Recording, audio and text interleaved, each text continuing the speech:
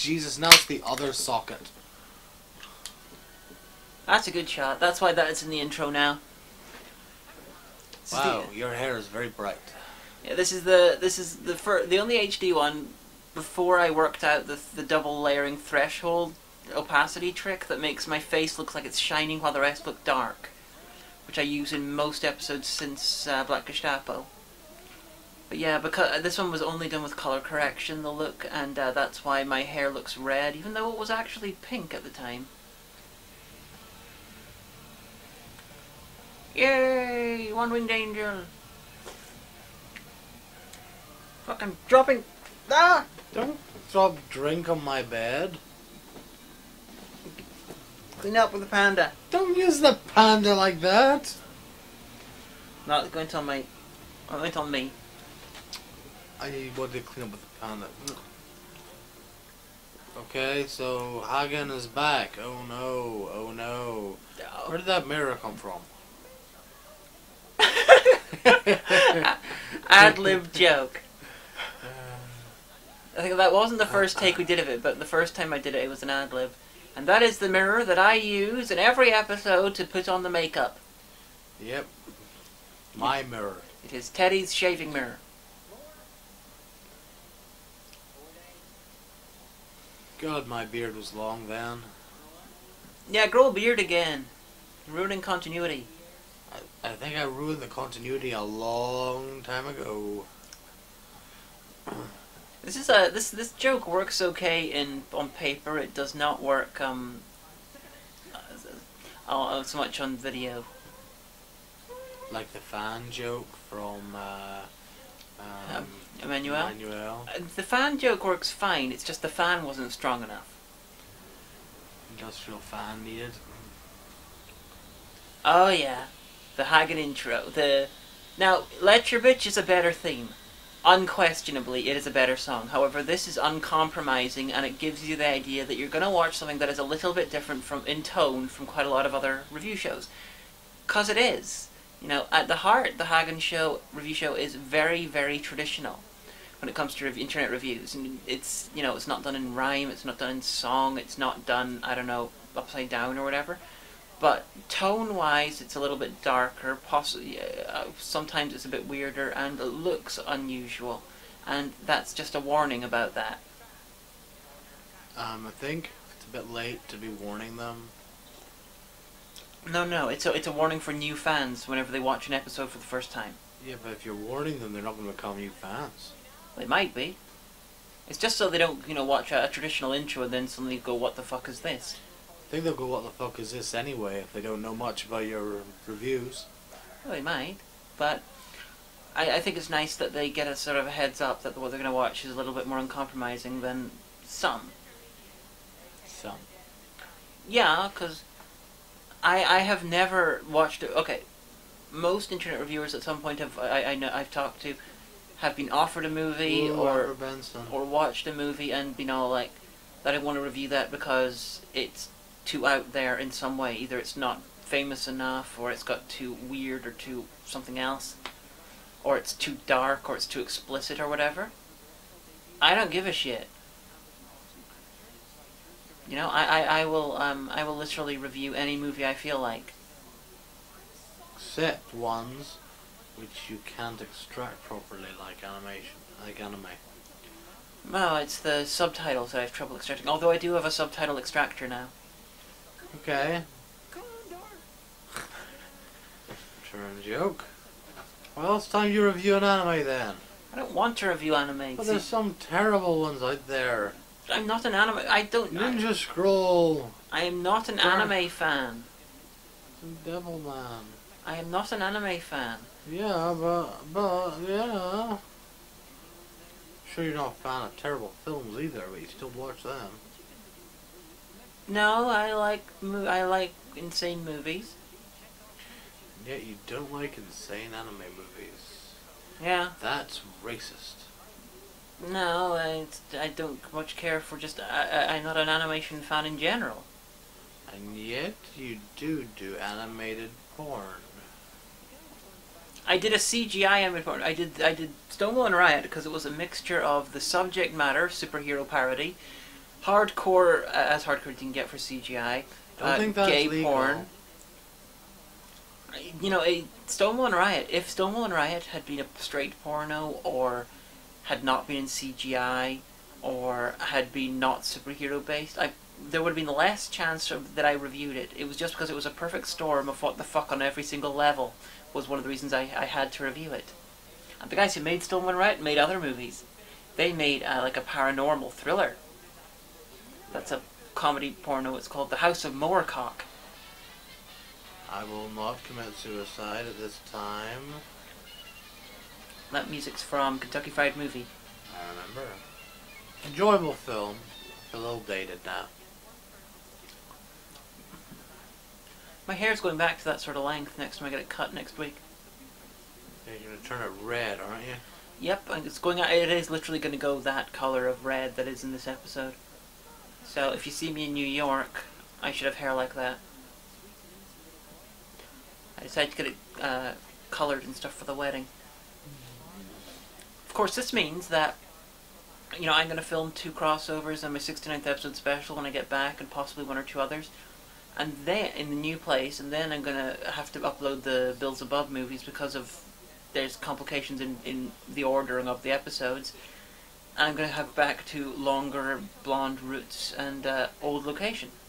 It's going to confuse some people. Yeah, I really don't think most people are going to notice. With everything being confused between Blip and that guy with the glasses, and Reviewtopia, and WordPress, and the Facebook, who knows when anything's ever posted anymore? The Facebook group. Yeah, they tend to know because I update them and you update them. And who's the other guy who set it up originally? Gomer. Gomer. Yeah. Gomer doesn't post there, though. Oh, is that Neil? Yes, that's Neil. Looks like he has a moustache. He did have a beard at the time. Looks like he has an 80s beard. This one, the subtle joke here that after I kill Neil, his t-shirt goes red.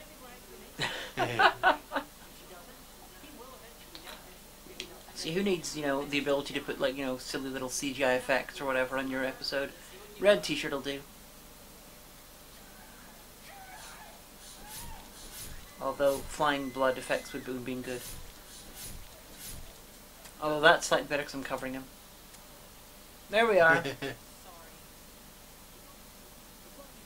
Yeah, it was probably me throwing something over him. Yeah, it was. At this point, you can really tell it's you. The only difficult one is Janelle and Nicola. Is that the first exposition minion?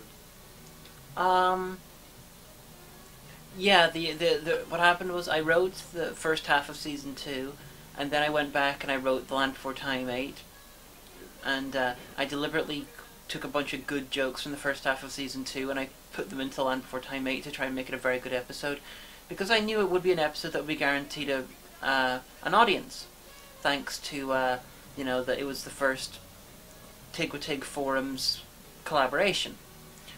So, and it worked out. Yeah, definitely. It was a good episode, and I got a lot of attention. I went from being ignored on the Tig forum to being the uncrowned god of the Tig forum. Yep. No ego here at all. It was wonderful. It took me 8 months to become an overnight sensation. No, I'm serious. I was ignored on the Tig forum, posting my videos and being ignored for longer than it took Owen Citizen to start his show and get picked up by Tig. That's fucking sad. Yeah, well, it's a bit strange actually thinking back to those days before we were on that guy. It's seems so long ago. Oh God, it's been over a year now. Indeed. It was May last year, wasn't it? No, it was early summer, because I put up 2 videos. I put up 1 video and then I put up. Gestapo was the first. No, Faust. Oh damn!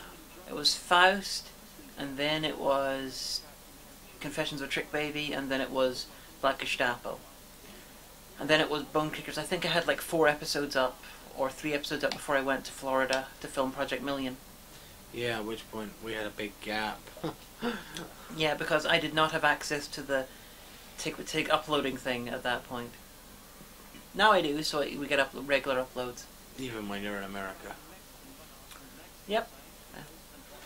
And there's going to be at least 4 episodes in the next 4 weeks, as per usual, and at some point I'm going to start putting up Urban Gothic Series 2. Fun. So yeah, Upper Benson is good, everything else is shit. Although that is a good sequence. You must go! It was a valiant attempt, but, This was, lip sync. as I mentioned in the Left Behind review, this is one of those episodes that that in retrospect, the show would have benefited if I didn't review this and I reviewed something else. Because this film is really fucking boring. And the only reason I ended up reviewing it was because, frankly, okay, we were in a Chinese restaurant and the Avatar of Decent Humor was like, I found a movie I watched and had these people in crappy CGI skeleton outfits and terrible editing and Amber Benson, and it was based on that I decided to buy it and review it. Yeah, First time I mean, you can understand based on that description. First time I watched it was when I was taking notes, and I was sort of stuck with it because I'd already done a trailer for the season. You did a trailer showing this as a review film before you'd even watched the film. Yeah, I always at the start of a season I always put up a thing saying what's going to be in the season coming. You should have at least watched the film first. No, every so often I do it. How hard would it be to pirate it? Yar. No one gives a shit about Intermedio. I'm quite sure there's no torrents for it. That sounds like a challenge. Because, okay, the copy I got is called Dead and Dying. Because I couldn't, it's a Region 2 copy. I had a look around, I couldn't find an American DVD release for it. Yeah, but you could have downloaded the Region 1 or Region 2 version. Yeah, I'm saying that whenever a film is only on Region 2, most of the torrenting seems to happen via America, so there's going to usually be less torrents for about. But every so often I review a movie, I decide to review it having never seen it. Usually this doesn't end very well, and it usually ends up with a weaker episode. Like, what other ones? Gwendolyn was like that. Gwendolyn I reviewed based on looking at some clips on YouTube and knowing that the title, The Perils of Gwendolyn in the Land of the Yik Yak. Yik Yak. Well, they pronounced it Yik Yak in the film. Yeah, but it was Yik Yak and you... It's written Yik Yak, but it sounds Yik Yak.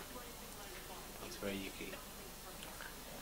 Gwendolyn is like that. Gwendolyn is another episode that, in retrospect, probably shouldn't have been done. Resident Evil, anyone? Oh, definitely Resident Evil shouldn't have been done. It was the worst episode we've done.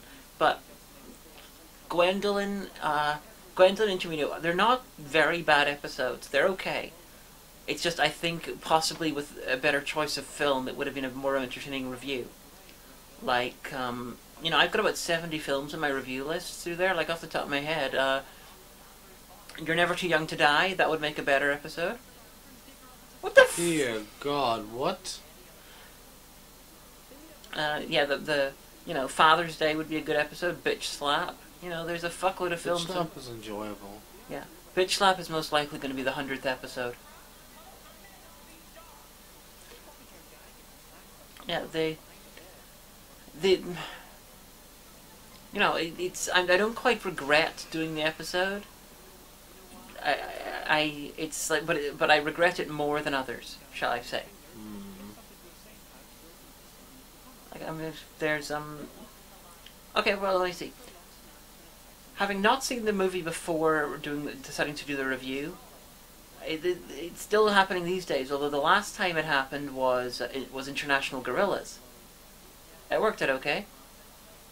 So you've been burned twice and had successful once. Wow, I'm just thinking off the top of my head. Let me see. Can I think? I've done quite a lot of episodes. I'm trying to work out, all of them. Slaughtered Vomit Dolls. Although I do seem to recall I tried watching that at one point. I put it on, I put it on playing while I was playing video games. It made my experience of playing Left 4 Dead much more entertaining. Yeah. Okay. But yeah, season 5, the episode I've written for that is the actual first Northern Irish zombie film, Zombie Genocide, and I wrote the review of that while watching it for the first time. Of course, we're not going to film that probably till, like, I don't know, next year. So don't know how that's going to turn out. 2013. Woo. Yeah, and that does not mean, guys, that we're taking a massive hiatus or anything. It just means that the post-season 4, pre-season 5, there are a lot of specials. It's because of the filming location moving and because of real-world things that may or may not be happening. So, specials hold me into a pattern a little less than other things, than a full season. So we've got at least 2 special sets of 3, plus some crossovers, and, you know, uploading every 2 weeks. That'll take us up to MagFest. Then I'll have the MagFest crossovers. So, yeah, literally next year for season 5. At least this is giving, you know, at least it's going to give me time to write season 5. Well, you want to give a wee preview of what sort of things to expect? Another Northern Irish zombie movie, another Emmanuel movie, although it's the first non-canon Emmanuel movie. Some fucked up animation, an erotic porno, torture porno. The sequel to Slaughtered Vomit Dolls. A few other things. There's going to be a kids movie too. I fucking love Life Force. I should have reviewed Life Force rather than this. It's in my list too. Life Force was off its head. Yeah, it started off as like a modern alien type film, you know, thrillerish, and it turned into a music video by the end. Yeah. By way of a zombie movie. Space zombie vampires. Who are naked. Yeah. Of course, the first guy to get his life sucked out of him and then explode, this doctor, he was the villain from the Doctor Who story The Green Death, who was also in Adam Adamant Lives. So if I review Life Force, I'm going to be all like, hey, it's that guy! Who I don't know the name of. Yeah, you could always look it up. You don't sound excited. Oh, wow, I am so excited. Wow, excited. What, woo. You better be excited for Black and Black Gestapo. I'm tired. Hey, a bed. I'm in a bed. Into bed, that's new. I'm interested in what you're saying right now. I'm not saying anything. He's dead. Now, this was directed actually by a sitcom actor. I can't remember his name, but when I saw the documentary about the making of, where they seem to be having much more fun than than anyone watching it. I do think the skeleton things did actually look pretty cool. Yeah, that effect was okay. Yeah, it was interesting. Everything else was terrible though. Yeah, not great. It was a boring film. It really was a boring film. Oh, why is it? Huh? The footage was going horrible. Though I think that's because of, I think that was the blips converter thing. Whenever the footage goes pixelated, it annoys me. Hopefully it won't happen in the commentary. Well, we'll see. If you saw pixelation, then you know it didn't work. If you don't see pixelation, then good. Rock bitch! I see whipping on stage. Yeah, it was like, I've watched this movie 3 times, so what do you have to say to that? And then it's like, you masochistic motherfucker, you masochistic motherfucker, you masochistic motherfucker. Makes sense to me. Yeah, I suppose. So, why do they call it Dead and Dying? I don't know, Intermedio was a much better title. You know, it's shit, but it's better. Dead American by Lars Fredrickson and the Bastards. Maybe they killed Amber so early.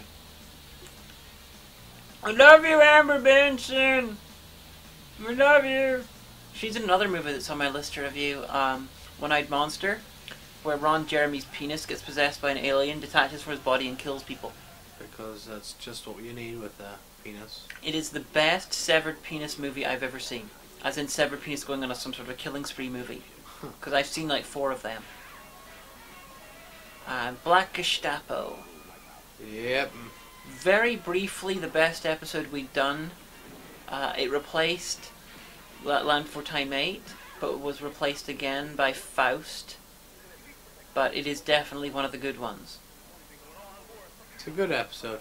But yeah, guys, thanks for watching. And we'll see you for the Black Gestapo.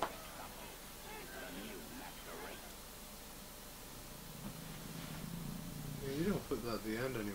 Yeah, because Team Gru didn't happen. I signed up for it, and hey, this is still going. I was signed up for Team Gru, and then they never happened. It was weird. What about the Greek fighters? Geek Fighters was sort of joined it with Extreme Network Online and became Revutopia. Oh yeah.